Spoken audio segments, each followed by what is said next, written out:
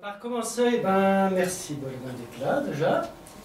Puis un grand merci à Plume FM puis à la mairie de Sran de nous recevoir dans le cadre du mois du Gallo. Puis voilà donc, dans les années 80, en 83, j'étais allé voir une dame qui s'appelle Aliette Lepage, donc à La Chapelle. La Chapelle, c'est la commune où je grandis. Et donc un jour, je suis allé la voir et j'ai demandé, mais comment ça s'appelle ici? Et donc elle me raconte que pour elle, la commune, ça s'appelle La Chapelle. Mais un jour, quand la mairie a mis des pancartes à l'entrée d'agglomération, donc ça je ne sais pas quelles années c'est exactement, mais en tout cas quand elle a vu les pancartes, elle s'est aperçue que oui, pour la mairie ça s'appelait pas La Chapelle du tout, ça s'appelait Bois-Trudon. Donc ça m'a fait réfléchir, je me suis dit, bon, là ça veut dire qu'il y a du travail à faire pour collecter tous les noms de communes en gallo. Donc Bois-Trudon, c'est, en fait, La Chapelle, c'est une ancienne trève de la paroisse de Piré-sur-Sèche, dans le coin de Janzé. Et au moment de la Révolution, c'est devenu une commune indépendante et ça a pris le nom de Bois-Trudon et ça vient du Bouet-Trudon qui est un petit bois qu'il y avait avant en bas du bourg à côté de l'église. Et c'est vraiment un tout petit bourg.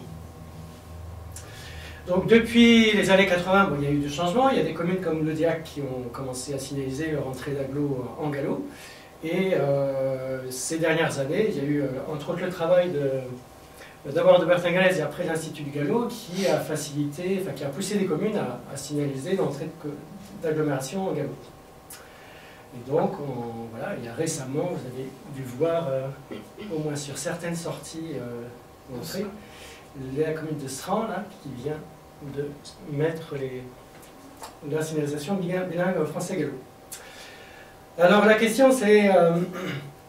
qu'on peut se poser, déjà, est-ce que c'est vraiment important de s'occuper des noms de lieux en gallo? Est-ce que c'est important de signaliser en gallo?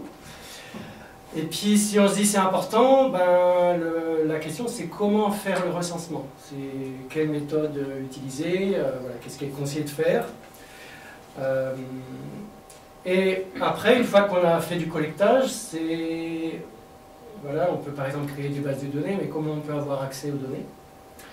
Et aussi, surtout, à partir du recensement qui est fait, c'est comment on peut remettre dans l'usage les noms en gallo.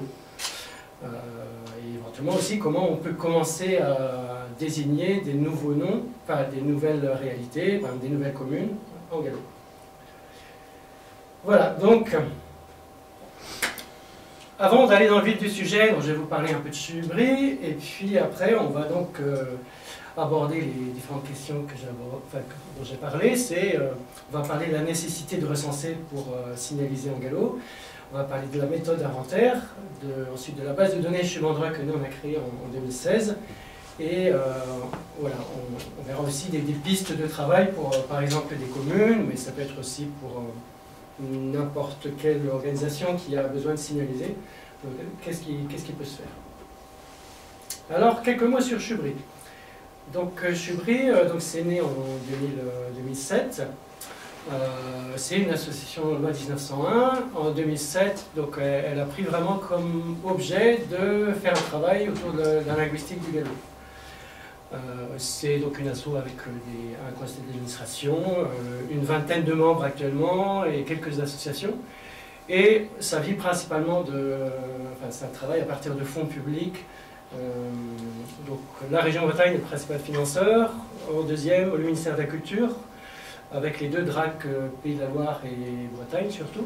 Et puis le troisième financeur c'est le département d'Ille-et-Vilaine, mais on a aussi donc, des aides des autres départements, l'Atlantique-Morbihan, prochainement des Côtes-d'Armor probablement, et aussi de l'autre région, région Pays de la Loire, sur la Var Atlantique, d'Île de Rennes, et déjà, il y a une réponse de la métropole de Rennes qui va nous soutenir.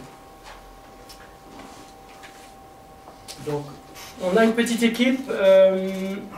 Donc, jusqu'en 2020, on était l'équivalent, on était 3 personnes, mais sur un équivalent de 1,8 équivalent temps plein. Voilà, donc on a eu une équipe un peu plus grande cet automne avec, donc on va dire, l'équipe actuelle sur toute la droite, mais aussi à gauche Bertrand Luçon, donc, qui est venu travailler quelques mois sur justement l'inventaire des noms de lieux. Il a beaucoup travaillé sur la Loire-Atlantique pour laquelle on avait une aide spécifique. Voilà, il est assez connaisseur entre autres de la toponymie d'origine bretonne au pays nantais, mais c'est aussi quelqu'un de famille galaisante, donc il connaît une compétence assez complète. Donc vous avez ensuite, juste à côté, Jessica qui est derrière, qui s'occupe principalement de faire des enquêtes et aussi, ensuite de les dépouiller. À sa droite, Michel Girard qui fait la comptabilité, 3 jours par mois, donc moi au milieu qui fait la direction. Anne-Laure qui vient d'être recrutée depuis septembre, qui fait un travail de documentaliste, avec l'idée de commencer à travailler davantage en réseau pour recenser la documentation existante en gallo. Et puis donc Marielle qui est là, qui est en alternance jusqu'en septembre pour le travail de communication. Voilà, donc c'est une petite équipe. Sur 2021, donc on était 2,4 équivalents temps plein. C'est une petite équipe par rapport à un grand territoire voilà, l'équivalent de 3 départements entiers, si on prend la Haute-Bretagne avec l'Atlantique. Alors, nos activités se répartissent sur deux domaines principalement. Il y a vraiment le domaine qui est, on va dire, notre cœur de compétence, qui est le domaine de l'inventaire, qui est symbolisé ici par une enquête orale à Plémé. Et donc ça, je vais développer pas mal cet aspect-là. Et on a aussi une activité, ce qu'on appelle les actions de développement, où là, c'est comment Jubry peut contribuer à voilà, revitaliser la langue, par exemple en sensibilisant sur le gallo, en faisant des propositions de politique publique. Là, c'est la couverture, pas très lisible, mais la couverture d'un document qui avait été rédigé en 2015 dans le cadre du Conseil culturel de Bretagne, donc une assemblée consultative de la région Bretagne. Donc c'était des préconisations de politique linguistique sur le gallo. Je vais y revenir un peu. Dans le domaine de l'inventaire, donc le premier secteur d'activité, on a, voilà, ça c'est un schéma pour dire, on va dire le point de départ souvent de notre travail, c'est le travail d'enquête orale et de collecter la documentation, ce qu'on appelle la collecte. On travaille sur la publication, enfin, la création de publications de données, donc ça je vais en parler un peu plus, c'est par exemple les dictionnaires en ligne. On a aussi un peu de travail d'étude de la langue. Pour le moment, c'est surtout du travail sur la phonologie, mais aussi un peu de publication de connaissances sur notre site. Je vais détailler un peu ça. Et on a une activité de traduction. Donc dans le premier domaine, la collecte, voilà, ça va être en particulier de faire des enquêtes orales, comme récemment... personnellement, là, je suis venu sur le vidéo, mais Jessica travaille beaucoup sur le Morbihan en ce moment. Voilà, on a fait beaucoup d'enquêtes en Atlantique, et donc on travaille entre autres, rarement en enquête filmée, mais ça arrive, et là c'est une collaboration avec Bretagne Culture Diversité, sur une petite chaîne de vidéos qui s'appelle De Talama. Lors des enquêtes orales, on peut être amené à collecter des documents manuscrits ou des documents déjà publiés. Là, en l'occurrence, c'est une enquête auprès de quelqu'un qui était originaire de Guémené-Pinfo et qui était impliqué dans une collection, dans une revue qui s'appelle Pierne. Voilà, au-dessus, on a un manuscrit qui a été collecté à Camouel. Donc, dans les enquêtes, on peut être amené à travailler sur des savoir-faire. Donc là, si je ne me trompe pas, c'est en haut, c'est une image concernant des enquêtes sur les paniers, c'est ça, hein? Voilà, donc on a une grosse thématique depuis nos premières années, depuis 2007, qui est d'enquêter sur les noms de lieux. Mais les enquêtes, ça permet d'aborder d'autres sujets autour de la vie quotidienne, autour des savoir-faire, autour des métiers exercés par les personnes. Voilà, il y a souvent aussi des thèmes autour de la guerre mondiale, un petit peu de l'Algérie, enfin de la Deuxième Guerre mondiale et de l'Algérie. On va être amené aussi à utiliser des questionnaires qu'on a préparés, par exemple, pour avoir des renseignements sur la prononciation locale. Donc c'est un questionnaire, on aura une série de mots qui nous permettent de comprendre comment ça parle localement. Nous, on a des mots repères qui nous permettent d'avoir une idée des formes dialectales. Donc aujourd'hui, on approche les 500 enquêtes. Voilà, ici c'est un petit schéma avec des carrés bleus qui signalisent les vidéos qu'on a pu enregistrer, et tout le reste ce sont des enquêtes orales qui sont enregistrées en audio. Dans le domaine de la création et publication de données, on a mis l'accent les premières années sur la production d'ouvrages, mais on a juste fait 2. Donc on a travaillé, on a fait pas mal d'enquêtes sur le sarrasin et la galette. Et à partir de ces enquêtes-là, on a publié des extraits sur un CD que vous pourrez trouver ici à la fin, si vous voulez. Donc ça permet d'entendre. Il y a aussi des transcriptions qui sont disponibles sur un livret en ligne qui est téléchargeable sur notre site. Et on a aussi travaillé sur la thématique des prénoms, en s'inspirant à la fois de prénoms qu'on avait collectés et de prénoms qu'il y a dans les noms de communes, par exemple Saint-Sran, par exemple, ou de prénoms qu'on va trouver dans des anciens noms de personnes qu'on trouve dans des noms de famille, comme je sais pas, Kathleen, par exemple, ou comme Jouan. Voilà, donc on a mixé ces différentes sources pour offrir la possibilité à des gens d'utiliser des prénoms en gallo pour les nouveau-nés. Et après, on a surtout donc mis l'accent sur la création de bases de données en ligne. Donc en 2016, on a créé Chubandreux pour les noms de lieux, et en 2019, Chumétif pour le vocabulaire. Donc Chubandreux, déjà quelques mots là-dessus, c'est déjà une base qui a servi pour des communes qui ont voulu signaliser. Là, c'est le cas de Bazouge, qui a utilisé Chubandreux pour ça. Et voilà, donc c'est devenu, on va en reparler de cette base de données-là. Dans le domaine des connaissances, voilà, comme je disais, on a un aspect qui est développé chez nous du fait qu'on est amené à orthographier, on est amené d'abord à s'occuper de la question de c'est quoi la prononciation locale. Et donc on cherche comment bien rendre compte de la prononciation. Donc forcément on fait un travail sur l'analyse phonologique, donc l'analyse de la prononciation. Et puis voilà, donc on est amené aussi à publier en ligne des articles. Donc, par exemple, on avait fait une série d'enquêtes sur les lieux-dits à Saint-Martin. Et par ces enquêtes-là, ça nous a amené à comprendre certaines particularités du gallo à Saint-Martin. On a aussi un article sur Rennes. Voilà, on ambitionne, si les moyens humains nous permettent, de développer ce genre d'articles-là. Et puis aussi, par les enquêtes, on est amené à prendre des temps, on va présenter les résultats d'enquête. Alors ça peut être des enquêtes spécifiques sur un tout petit territoire, ou ça peut être, donc là c'était une présentation sur les noms de lieux, si je ne me trompe pas, à l'UDEAC, où on a présenté, c'était Jessica qui avait présenté ça, donc des enquêtes qui avaient déjà été faites sur le coin autour de l'UDEAC. Voilà, on a pu aussi présenter sur Nantes, plus généralement des enquêtes faites sur la Loire-Atlantique. On a une activité de traduction aussi. Alors là, on va dire que sur la traduction, on a... Donc déjà,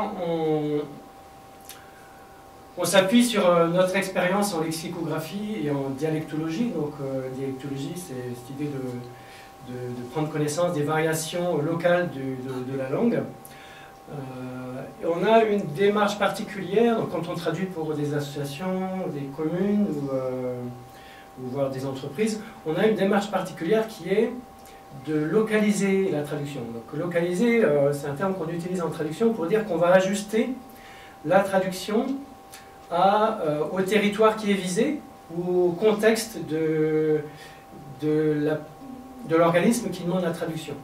Donc pour prendre un exemple, ici, voilà, c'est un exemple où on a à Saint-Brice en Coble, à Saint-Ibris, donc aujourd'hui dans la commune de Maine-Roche, pas très loin de Fougères, on va dire.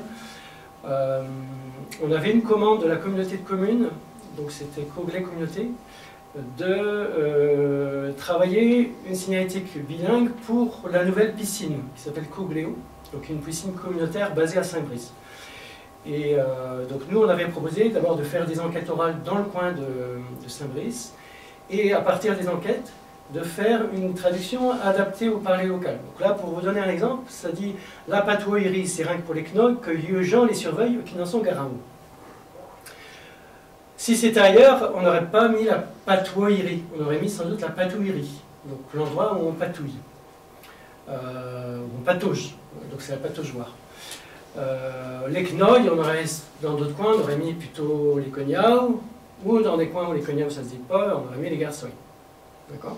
Donc là, l'idée, c'est vraiment d'ajuster au territoire, et en l'occurrence, à la piscine de Cogléo, là, il y a eu vraiment des très bons retours, enfin les dirigeants du service des sports, en l'occurrence, nous ont fait des très bons, enfin nous ont relaté le fait que les usagers de la piscine ont vraiment beaucoup apprécié le fait de retrouver le parler de leur famille. Voilà, c'est vraiment une bonne expérience.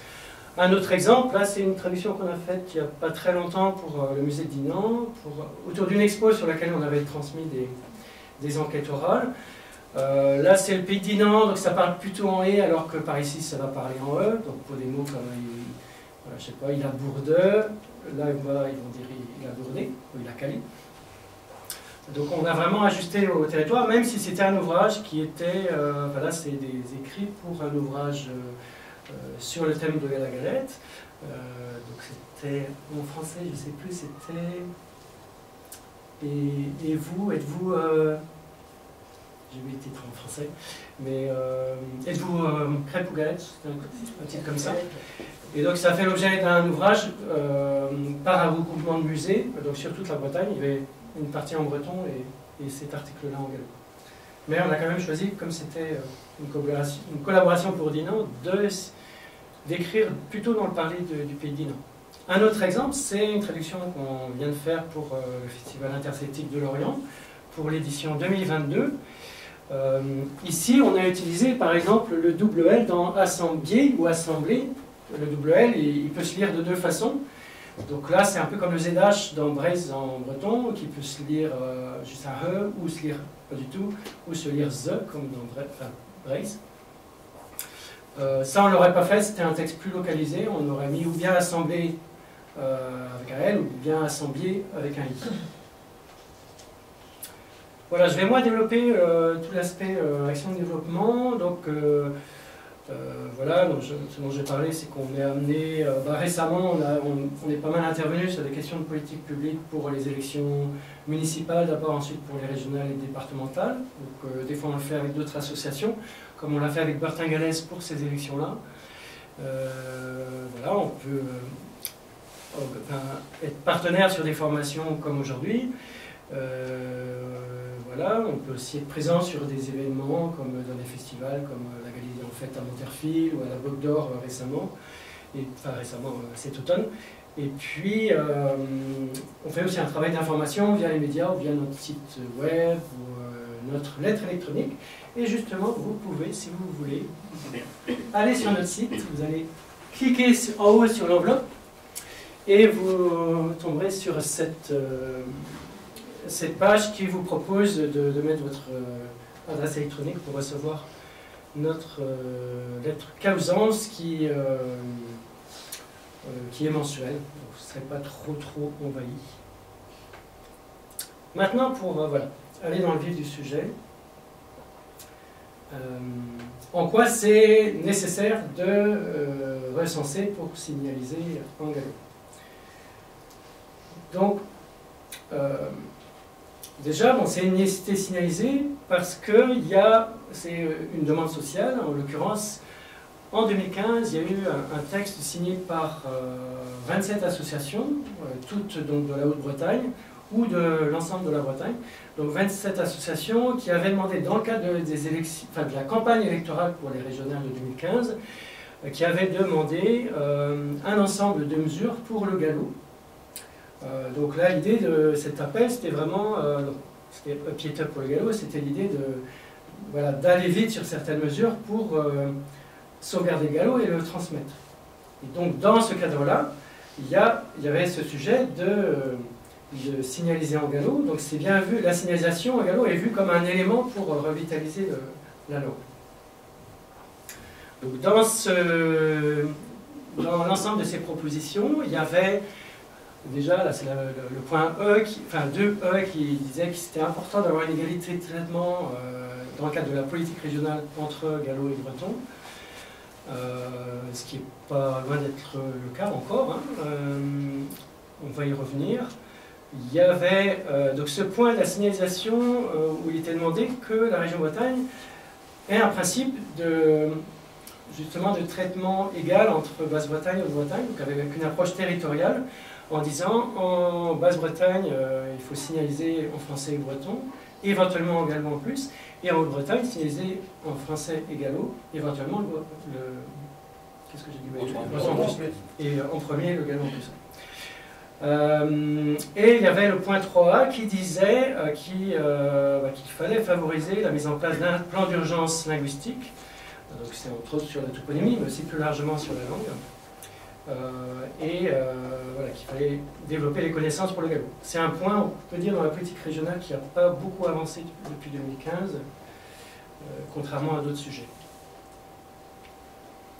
Alors, ce sujet de l'importance de collecter les noms, de les utiliser, entre autres, dans la signalétique, c'est un point qui a été aussi abordé bien avant 2015, donc c'est en 2000, par des universitaires dans le cadre d'un colloque sur la codification des langues de France. Donc la codification, c'est entre autres la question du passage à l'écrit. Les universitaires qui avaient été présents dans le compte-rendu du colloque insistaient sur le fait que c'était important de s'occuper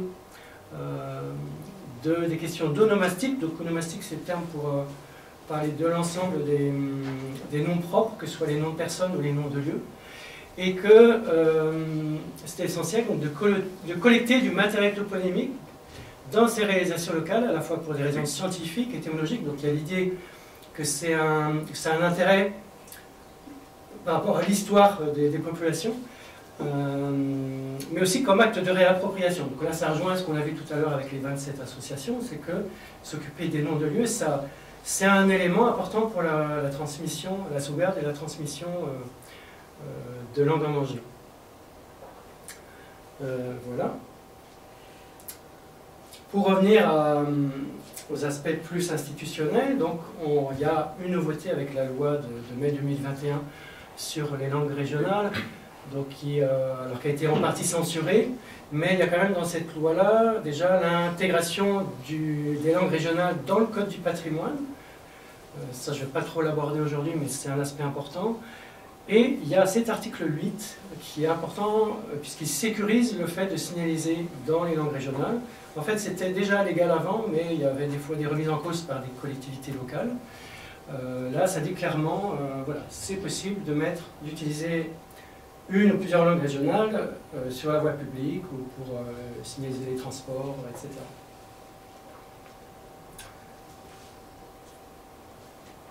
Il y a un autre aspect à prendre en compte par rapport à cette question de la signalétique, c'est le cadre de la loi NOTRe. Donc, de mémoire, c'est une nouvelle organisation territoriale de la République, je crois que c'est quelque chose comme ça.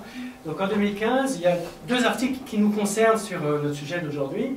C'est l'article 103 qui précise que la compétence partagée entre l'État et les collectivités territoriales en matière de culture doit se faire dans le respect des droits culturels.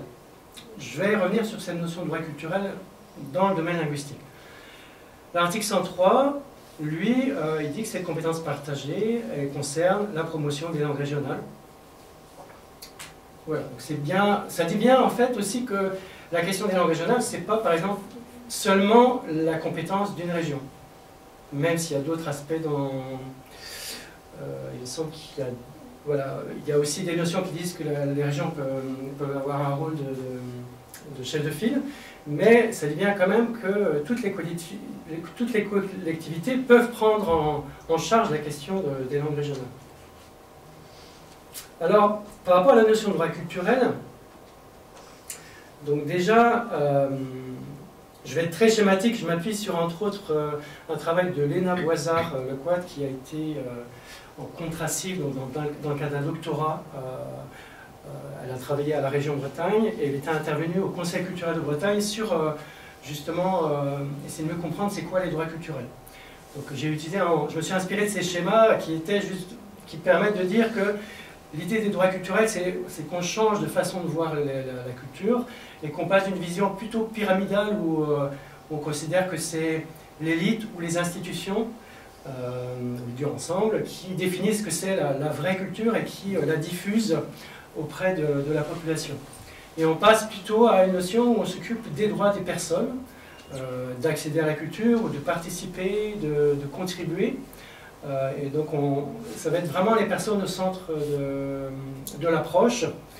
Et on va voir les personnes comme par exemple pouvant parler plusieurs langues, vont être multilingues, voilà, pouvant avoir plusieurs pratiques musicales. Et donc c'est aussi, les droits culturels sont assez associés à la notion de diversité.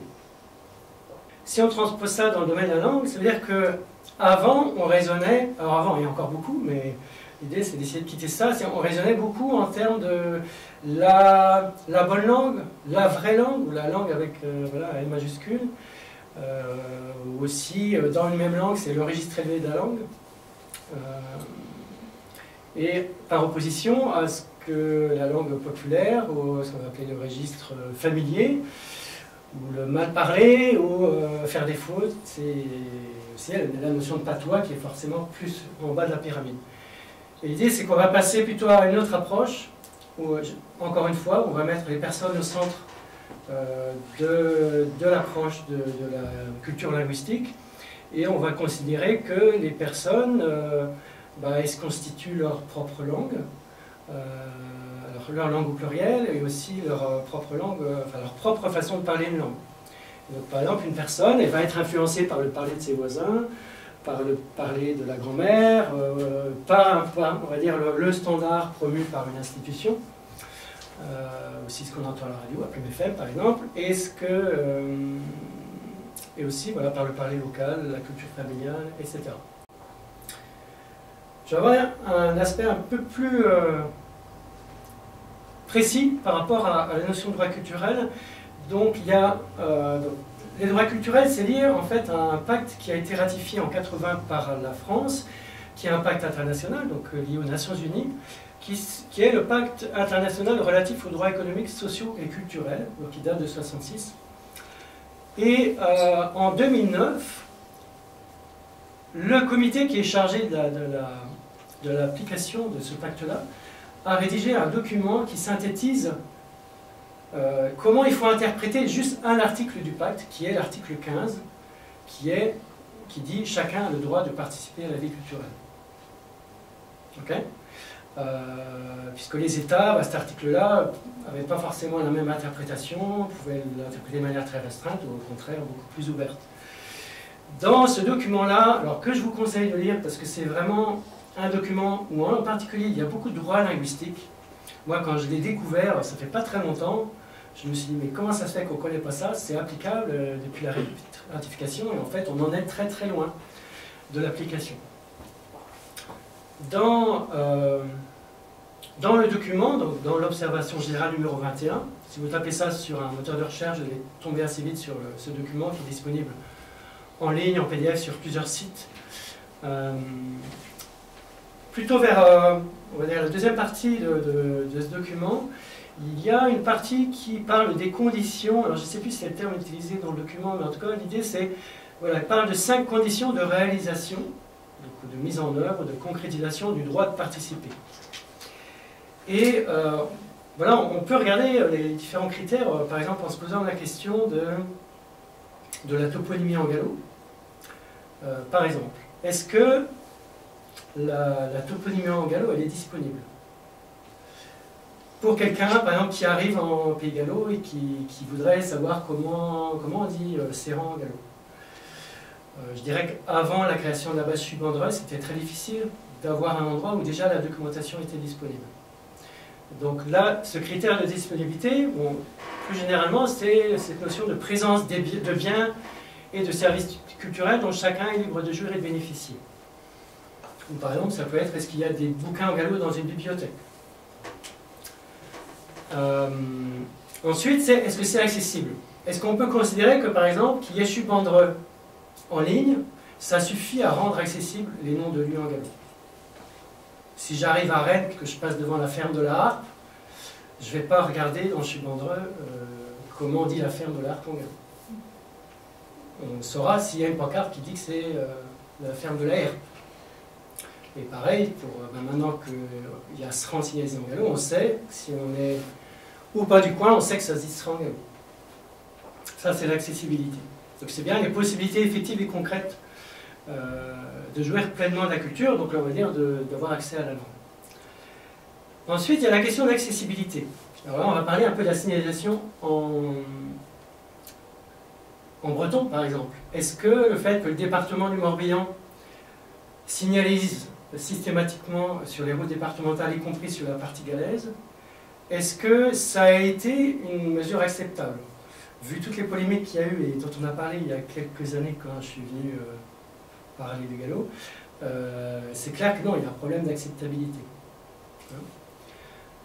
On peut poser la même question par rapport à la convention spécifique qui vient d'être signée entre l'État et la région de Bretagne sur les langues, par rapport aux langues de Bretagne, puisque cette mesure-là, elle est prévue être étendue à la signalisation en breton sur les routes nationales, sur toute la région, donc y compris la région de Bretagne.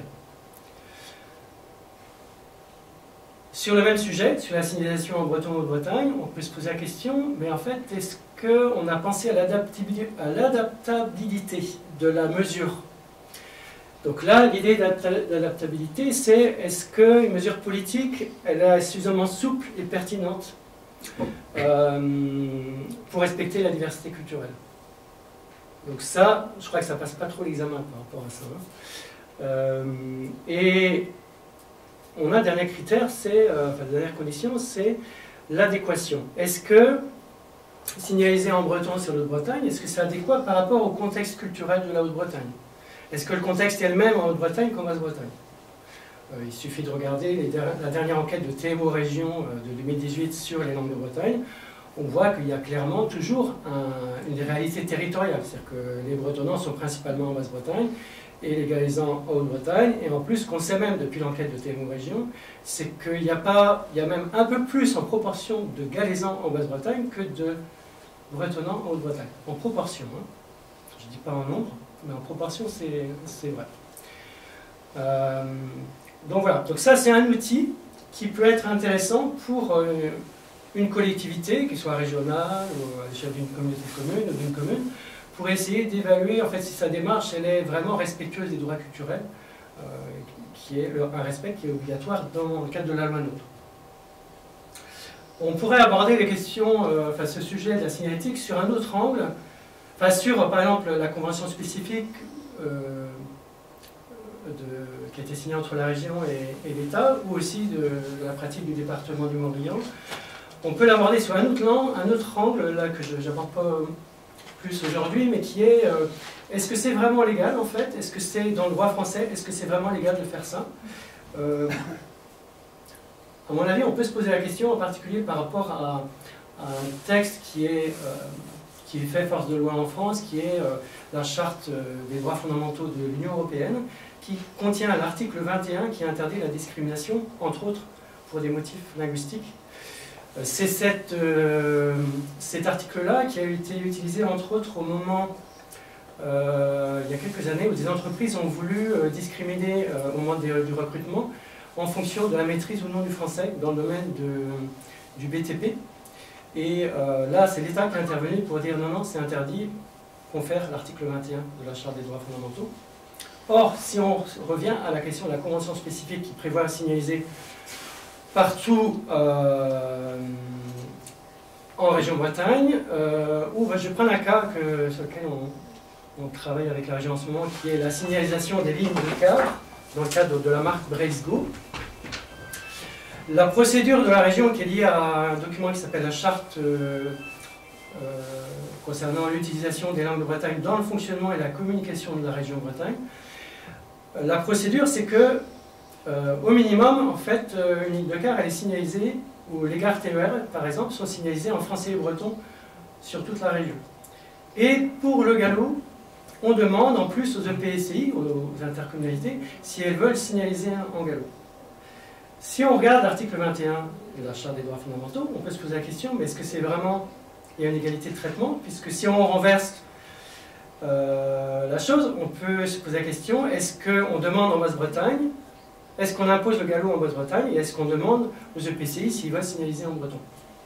Donc, il y a sans doute une question là juridique qui est de savoir est-ce que c'est, il y a vraiment une égalité de traitement. Alors, cette question donc, déjà de la sauvegarde des langues en danger et des mesures à prendre pour ces langues, c'est une question qui se pose au niveau international. Et c'est pour ça que les Nations Unies ont pris, voilà, ont pris un ensemble, ont pris un ensemble ont voté un ensemble de textes, ont adopté un ensemble de textes en conférence pour intervenir sur ce sujet-là. Donc en l'occurrence, il y a un groupe d'experts des Nations Unies sur les noms géographiques qui, à plusieurs reprises, ont fait voter des textes en conférence des Nations Unies. Et ils ont alerté, entre autres, sur l'importance de prendre en compte les noms géographiques comme composant du patrimoine historique et culturel de la nation. Donc, les Nations Unies, c'est un regroupement de nations. Et aussi, elles ont insisté sur le fait que la collecte des noms géographiques, elle se complique aujourd'hui. Alors nous, c'est pour ça que très vite on a travaillé à Chevry sur les noms de lieux, parce que ce qu'on constate, c'est qu'avec l'exode rural, avec la mobilité croissante de la population, ça devient plus difficile de collecter la forme en gallo des lieux-dits. Et donc, la conférence, elle insiste sur le fait qu'il faut entreprendre la collecte systématique des noms géographiques.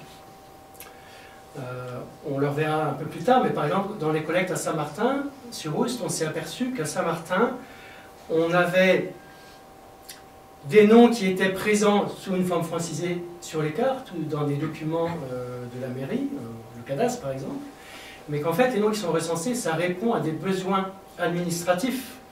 Mais il y a aussi beaucoup de noms qui ne sont pas recensés dans des documents.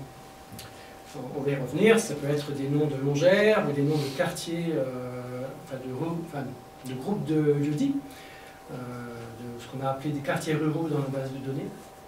Donc il y a vraiment besoin. Même indépendamment de la langue, c'est-à-dire qu'il y a tout simplement il y a des lieux qui ne sont pas désignés alors qu'il y a un usage déjà. Au niveau international toujours, mais pas dans les institutions officielles des Nations Unies, il y a eu en 1996, à l'initiative pas mal d'Espagnols, que ce soit catalans, basques. Donc il y a un texte qui a été signé qui est la Déclaration universelle des droits linguistiques et qui propose une façon de gérer le plurilinguisme, qui propose des droits pour ce qu'on appelle la communauté linguistique, donc ça va être par exemple l'ensemble des gallophones en Haute-Bretagne.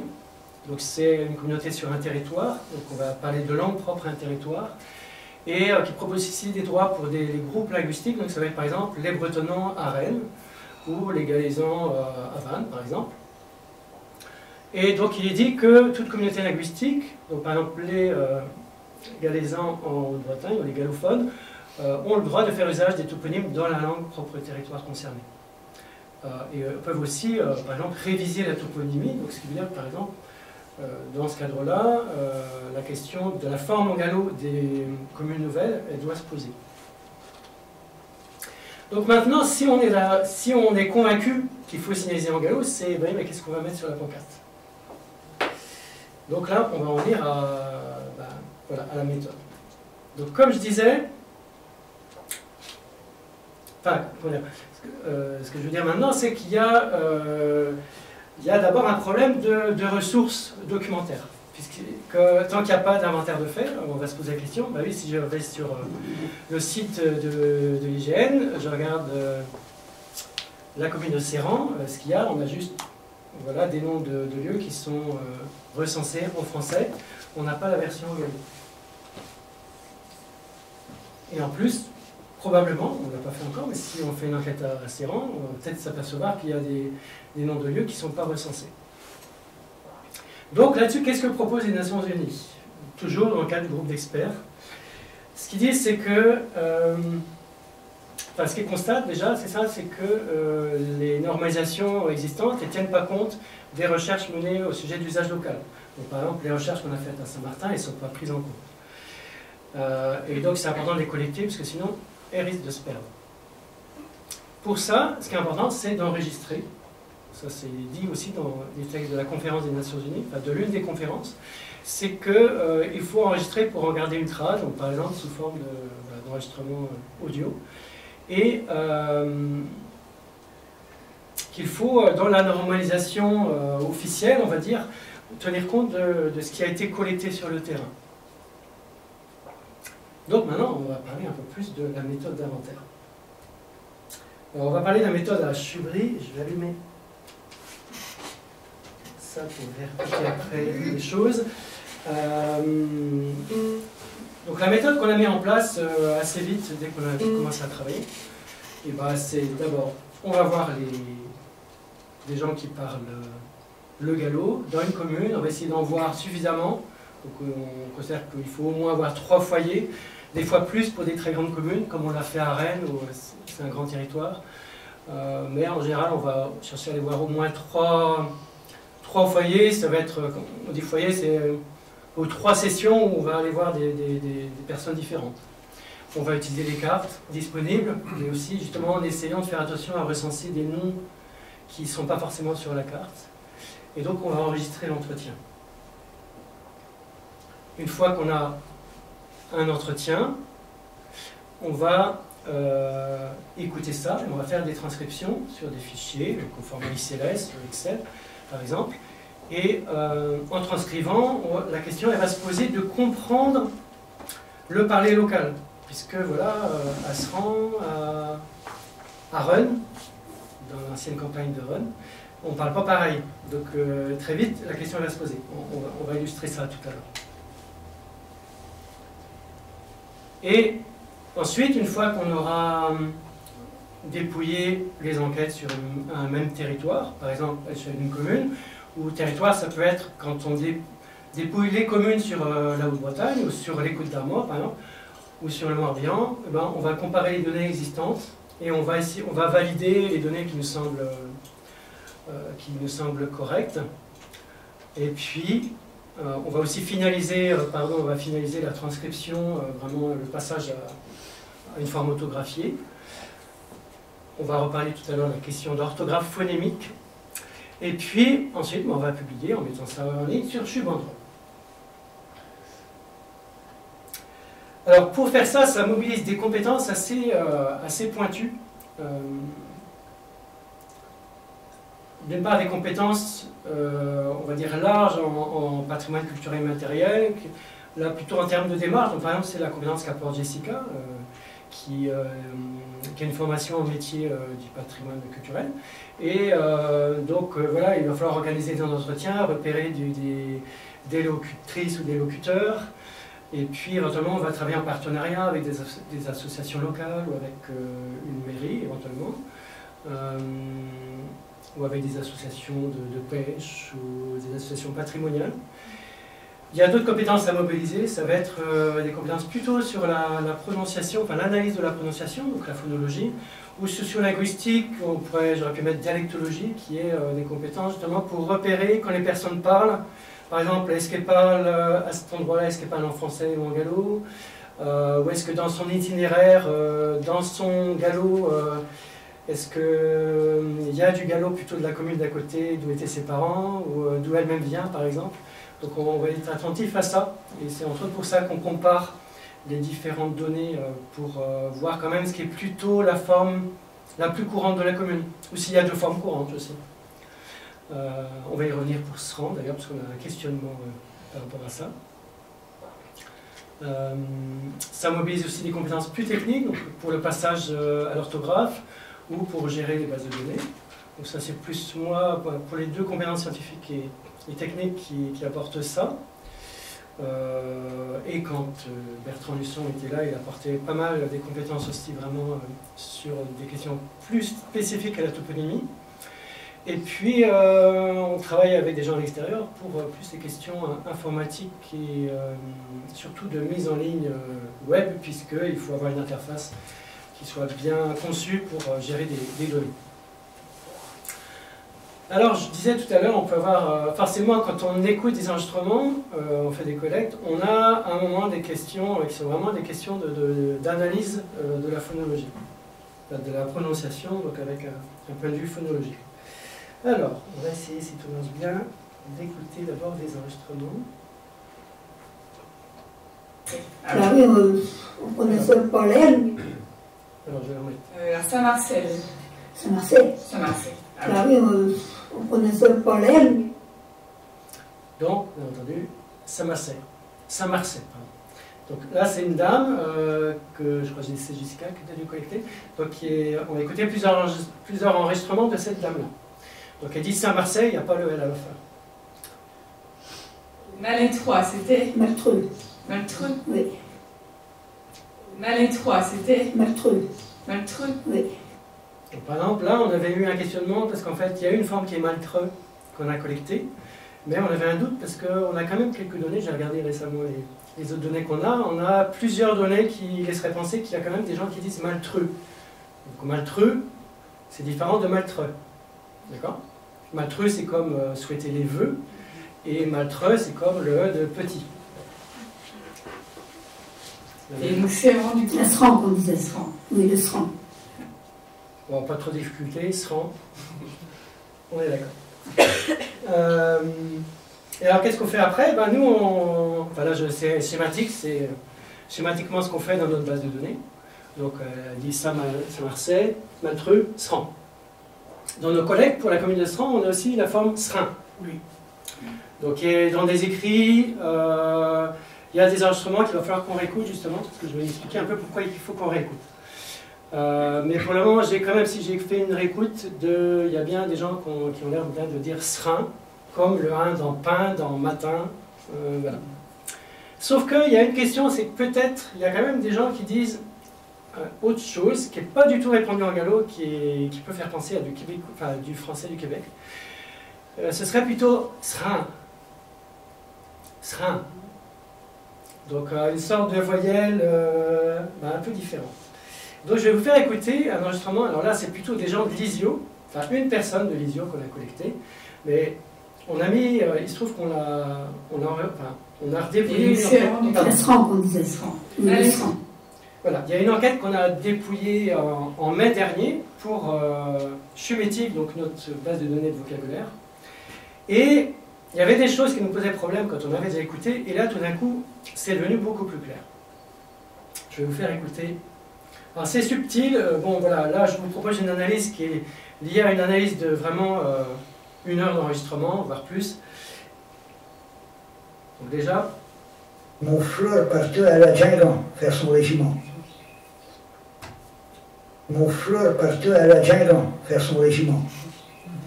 Bon, là, rien de très nouveau. Il y a bien un « en », comme en français, le régiment. Et tu prenais les gants pas, tu les foutais à côté d'un côté, puis tu les passais un peu au moulin à 20 heures, au tarare. Ça se nomme de façon... Ah ouais. Bon. Nous, quand on a écouté ça au début, on se disait, mais qu'est-ce qu'il fait le moulin à 20 heures au début, en fait, on pensait vraiment que c'était pas très stable, qu'il était entre peut-être un parler où on disait le moulin à 20 heures, et un autre parler, on disait le moulin à 20 heures. D'accord? Alors, pour les noms... donc tu prenais les balles, alors là je crois qu'il parle du sarrasin, hein, l'enveloppe du sarrasin. Tu prenais les balles de sarrasin, tu les mettais à côté, enfin dans un côté, et puis tu les passais après, ensuite, au tarare, moulin à vent. Enfin, moulin à vent, non pas moulin à vent. Le moulin à... Oui, au tarare, je crois qu'il y a plus ça qu'on dit en français. Voilà, la venette qu'on dit à ses mains. Et donc je vous refais écouter une fois. Et tu prenais les gants pas, tu les foutais à côté d'un côté, puis tu les passais un peu au moulin à 20 heures, au tarare. Ça se nomme de façon... Ah ouais. Une dernière fois. Et tu prenais les gants pas, tu les foutais à côté d'un côté, puis tu les passais un peu au moulin à voiture, au tarare. Ça se nomme de façon... Ah ouais. Voilà, donc on a écouté d'autres enquêtes. Donc, par exemple, ici, là, on pensait au début que c'était juste qu'on entendait un d'un, enfin qu'on entendait dans et qu'on était influencé par le un derrière. Mais on a écouté d'autres enquêtes où il dit vraiment un d'un. Pareil, il dit, par exemple, un momentin. D'accord? Donc ça peut faire penser, au Québec, ça peut faire penser à une voyelle qu'ils ont. Alors que ça correspond schématiquement plutôt à tous les mots en EN en français ou à EM dans du temps. Mais le truc, c'est que de temps en temps, il passe à une autre façon de parler où il n'y a pas ces 1 là. Où il va dire soit en, soit un, et il ne fait pas les 20. D'accord? Donc il y a des moments dans l'enquête où on sent qu'il parle comme les autres gens de l'ISIO. Enfin, mais qui peut-être eux venaient pas de l'ISIO, on ne sait pas exactement, il faut qu'on aille un peu plus loin. Donc pour lui, il y a bien 3 voyelles. Il y a un en, un et un 1. Ça va? C'est un peu technique, mais voilà, c'est pour vous présenter. Pour nous, la question qui se pose, c'est quand on enquête et quand on transcrit, il y a des moments où on est dérouté par ce qu'on enquête, et où on transcrit d'abord un peu avec nos a priori, c'est-à-dire avec nos habitudes, et puis à un moment on réécoute, on dit bah non, c'est pas ça qu'il fait. Et là c'est un exemple, on a bien été obligé d'inventer un signe EN qu'on n'avait pas avant dans notre façon d'écrire, pour, voilà, pour transmettre ça. Et en l'occurrence, en phonétique, ça ne se note pas pareil. Autant le 1, on fait comme un 3 inversé, alors que celui-là, 1, c'est un 3 avec un tilde. Et Voilà. Donc, venons-en à la question de l'écriture phonémique. Toujours dans les recommandations du groupe d'experts des Nations Unies, ce qu'ils disent, c'est que pour une langue qui n'a pas, qui est une langue qui n'est pas encore beaucoup décrite, qui est une langue plutôt orale, c'est important d'avoir une notation univoque des phonèmes. Alors, c'est quoi un phonème? C'est justement, c'est ce qu'on vient de faire, c'est de comprendre c'est quoi les sons qui sont, on va dire, pertinents dans le parler de la personne, ou le parler d'un groupe. Donc lui, il a 3 phonèmes, le en, le 1 et le 1. Et donc l'idée, c'est qu'à la fois, il faut en fait apprendre en phonétique à savoir les écrire, mais il faut aussi rendre compte de ça en orthographe. Donc c'est pour ça qu'on a inventé, pour le phonème 1, enfin 1, j'ai du mal à le faire, mais on a inventé un nouveau graphème qui correspond, qui est le E accent aigu. C'est ce qu'on appelle une notation univoque. Pour donner un exemple de langue connue, une orthographe comme l'orthographe de l'espagnol, c'est vraiment une orthographe qui est phonémique ou phonographique. C'est-à-dire quelqu'un qui apprend l'espagnol, une fois qu'il a compris les équivalences entre ce qui est écrit et les sons, potentiellement, il n'a pas besoin, à part des exceptions, il n'a pas besoin d'aller voir dans un dictionnaire, s'il entend un mot, il l'écrit, il sait l'écrire. Hein. À quelques exceptions près, selon les façons de parler espagnol. Par exemple, les Espagnols d'Argentine, ils ne font pas de différence entre ce et ce, donc ils vont regarder dans le dictionnaire s'il faut mettre un Z ou un S. Mais à part quelques exceptions, on n'a pas de difficulté à écrire. Si on apprend le turc, pareil, c'est une fois qu'on a compris l'alphabet du turc, on est capable de lire sans connaître le mot, et on est capable d'écrire si on a compris la prononciation. C'est ça le principe d'une écriture phonémique. Et voilà, en gros, ce que conseillent les Nations Unies. Donc, revenons-en à la méthode qu'on adopte à Chubry. Enfin, on y était, mais pour revenir aux tables de données. Donc, une fois qu'on a noté, qu'on a plusieurs données sur un territoire, on va comparer tout. Donc là, c'est l'exemple de Krugel en français, où on a collecté, nous, on a dépouillé des documents écrits. Donc, par exemple, ici, on a regardé ce qu'il y a dans le Petit Matao, qui est le principal dico de Gallo. On avait un document un tapuscrit, donc saisi sur un ordinateur mais non publié, donc qui recueillait des données issues d'autres documents. Donc on a transposé, on a dépouillé ça, et on a aussi dépouillé des enquêtes orales. Donc ça, c'est des différentes sources avec leur code numérique. Voilà, donc à chaque fois on note le minutage pour pouvoir retourner, écouter si on a un doute sur ce qu'on a fait. Et à partir de ça, on a bien vu qu'à Kruged, il y a deux formes attestées. Il y a une forme Crudieu, et il y a une forme Cruyeux. Okay. Donc on a les deux formes. Donc vous c'est Cruyeux, c'est ça? Crudieux. Oui, c'est ça, Cruyeux. Ouais. Peut-être des crudieux. Voilà.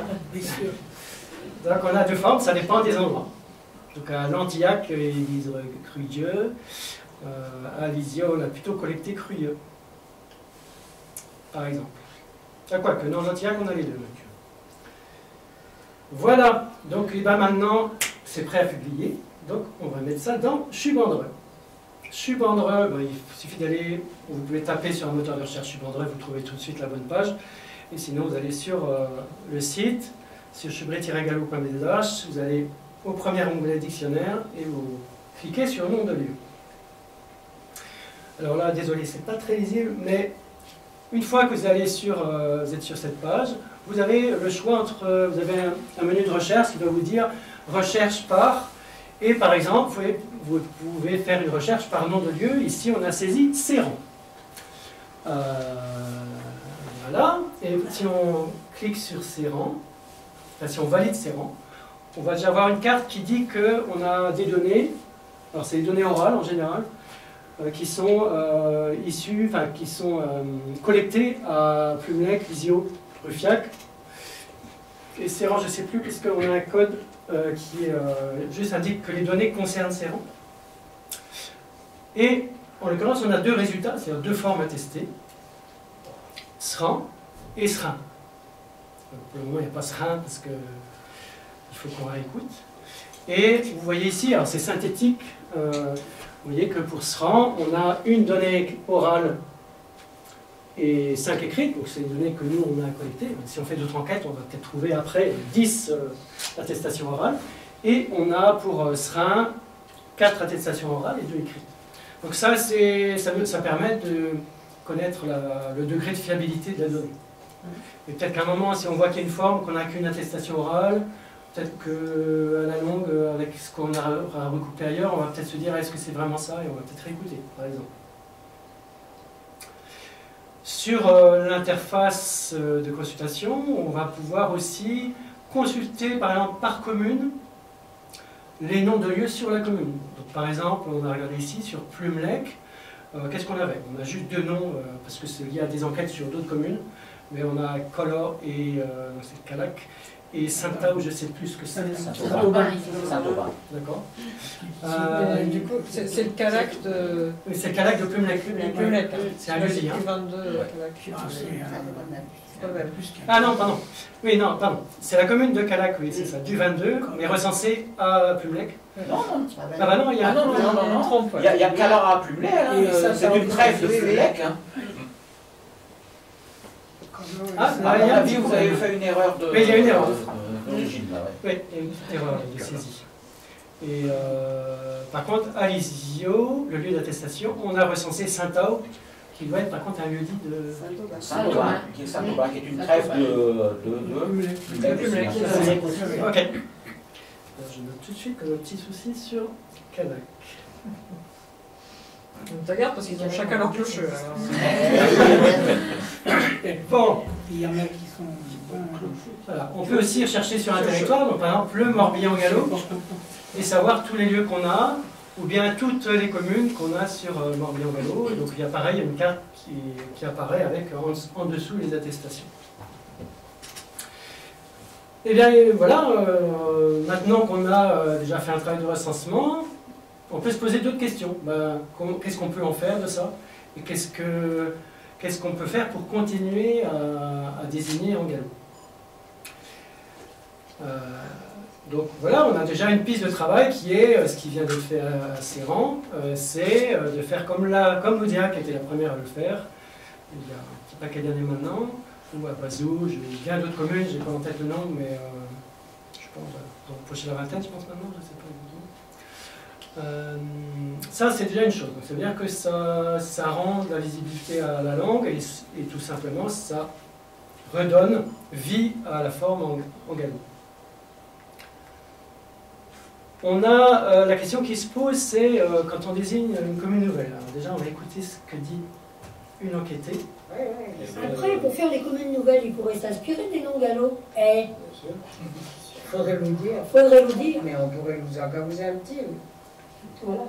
Parce que ça pourrait être, oui, une façon de promouvoir le gallo. Au lieu d'être à chercher, quand tu regardes, enfin, malheureusement les obsèques dans le journal, pour peu qu'il y en a un qui a un enfant dans chaque commune nouvelle, tu as toute une répétée de communes, là, commune de ci, commune de ça. C'est ridicule au lieu d'être une commune, et puis une commune, quoi. Alors, par exemple, un cas concret, c'est la commune de Ménoroche. C'est vrai que quand c'est apparu, moi personnellement, je me suis dit, oula. Donc en fait, il faut savoir que Maine, c'est le nom en breton. Donc c'est dans le Courdelais, donc vraiment dans une zone qui n'a jamais été bretonnante. Mais visiblement, il y a eu, alors je crois que c'est l'Office public en Bretagne qui est intervenu, et qu'il y a eu cette idée que comme c'est en Bretagne, il fallait un nom en breton. Mais quand même, Saint-Brice-en-Colle, il y a quand même beaucoup de gens qui sont sensibles sur le gallo depuis longtemps. Donc il y a eu les questions du gallo. Donc ils ont fait un mix, ils ont mis roche en gallo et le même mot en breton, Ménoroche. Donc c'est le regroupement de Saint-Brice-en-Colle et de Saint-Étienne-en-Colle. Donc Saint-Brice et Saint-Étienne.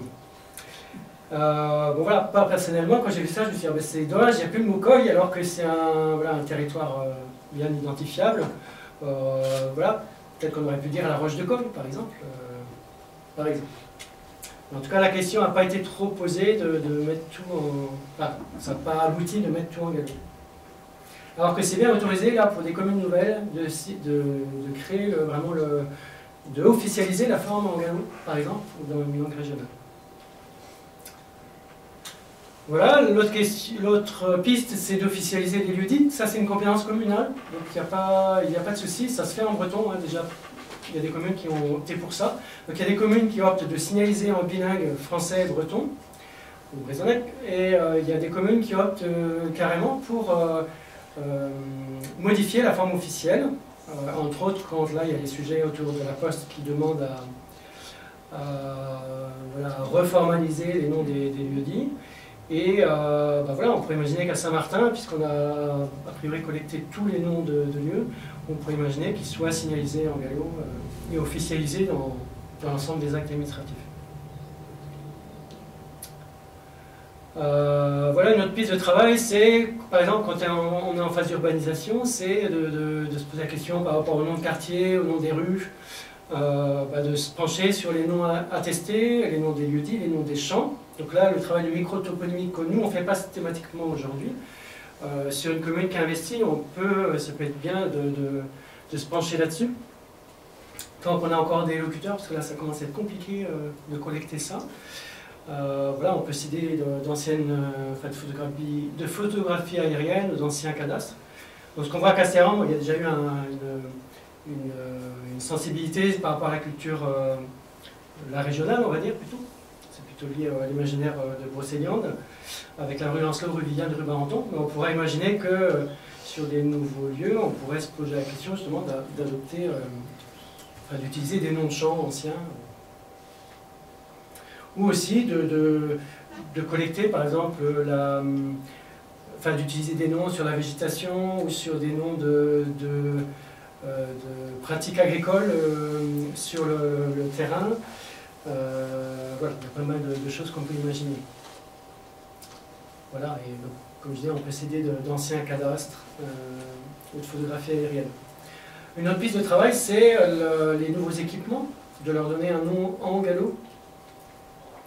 Alors là, pour faire un peu de pour parler d'une polémique, c'est à Servan-sur-Vilaine. Là, en l'occurrence, je crois que c'est aussi l'Office public en Bretagne qui était intervenu pour promouvoir un nom en breton. Donc Servan-sur-Vilaine, pareil, on est très loin de la zone d'influence des Bretons, puisqu'on est dans le pays pas loin de Châteaubourg, entre Châteaubourg et Rennes. Servan-sur-Vilaine, donc ils ont adopté le nom à Mictam pour le nouvel équipement, voilà, un équipement pôle de services et de ressources, plutôt culturel et social, voilà. Et là, il y a une polémique dans la commune, puisqu'il y avait des jeunes qui avaient demandé à ce que ce soit plutôt un nom en gallo. Mais ça n'a pas abouti avec des arguments qui sont vraiment des préjugés par rapport au gallo. j'ai plus en tête, on avait aussi noté sur l'argumentaire utilisé. Un autre exemple, tu vas peut-être pouvoir m'aider, Jessica, tu te souviens quelle commune c'est? C'est à Saint-Snou. Ah, c'est à Saint-Snou, d'accord. Donc Saint-Snou qui fait partie de communes qui ont signé la charte du galop d'Amiens-d'Ambray. Ils ont décidé, là, sur un nouvel équipement, qui est une salle qui peut servir entre autres à danser, donc ils ont appelé ça les rigodons. Voilà. Pardon, je crois que c'est le restaurant scolaire. Ah, c'est le restaurant scolaire? Le Rigodon, ouais. Ouais. Volontiers que ça leur sert aussi à danser, mais... Je crois que ça sert aussi, mais quoique. Oui, je je vois le restaurant scolaire. Je ne sais plus exactement. Mais, Parce que salle des rigodons pourrait convenir à salle des fêtes. oui, c'est ça. Je crois que c'est quand même polyvalent. Hein. Voilà, un petit hommage à Manon. Voilà, l'idée c'est. Alors, nous, ce qu'on préconise aussi, c'est quand on travaille sur, par exemple, de la terminologie nouvelle, donc sur des nouveaux termes, par exemple, pour parler de la médiathèque, ou parler du centre de documentation, de parler de l'école publique. En fait, c'est comme je l'ai évoqué tout à l'heure, c'est-à-dire de localiser la traduction pour essayer de faire que le plus possible la population locale qui est galaisante, qu'elle reconnaisse son parler. Donc on l'a abordé par rapport à la piscine de Saint-Brice. Donc on peut avoir une intuition, par exemple, quand on traduit la maison des jeunes, est-ce que le mot maison, il se dit, enfin, est-ce que c'est l'auteur? Donc il y a une tendance plutôt pour faire du gallo bien reconnaissable, étant différent du français. Dans les traductions, on peut avoir tendance à mettre systématiquement l'auteur. Mais alors, il faut savoir que l'auteur, ça se dit plutôt dans l'ouest du Pays Gallo. La forme de loin la plus courante, c'est la maison.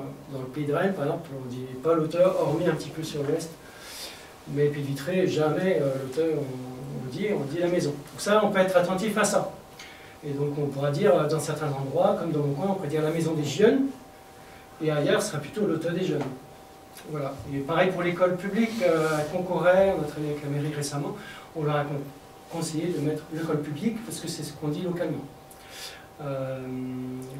Voilà, pour la bibliothèque, si on utilise le terme livreur, bon, on peut faire attention si c'est hier qu'on dit dans le coin, ou si c'est plutôt hier ou plutôt hier, parce que ça va dépendre des coins du Pays Gallo. Et ben voilà, on a fait le tour. Et vous avez dit que vous restez, vous savez comment on dit donc c'est. Et vous, où est-ce que vous habitez? Pardon. Où est-ce que vous habitez?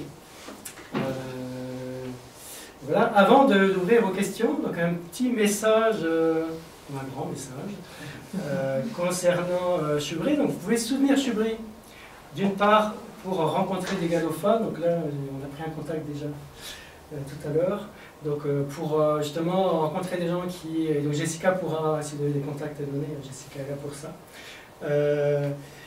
Ça c'est une manière de nous aider, rencontrer des gens pour faire des enquêtes. Une autre façon de nous aider, c'est de verser un don. Il y a des feuilles de dons que vous pourrez prendre si vous le souhaitez. En l'occurrence, notre priorité pour les mois qui viennent et les années qui viennent, c'est de vraiment renforcer l'inventaire toponymique, dans la mesure où nos financements actuels ne suffisent pas. Et voilà, donc ça vous pouvez aider, ça vous permet d'embaucher du personnel comme Bertrand qu'on a eu l'automne passé, et vous pouvez aussi soutenir en adhérant. Et vous pouvez emporter, si vous voulez, ça c'est gratuit, un autocollant J'aime Macmillan Galop, donc une communication pour promouvoir notre base de données chez Vendreuil, mais aussi pour promouvoir l'usage du galop dans la signalétique. Et ben voilà. Place aux questions. Merci bien. Merci.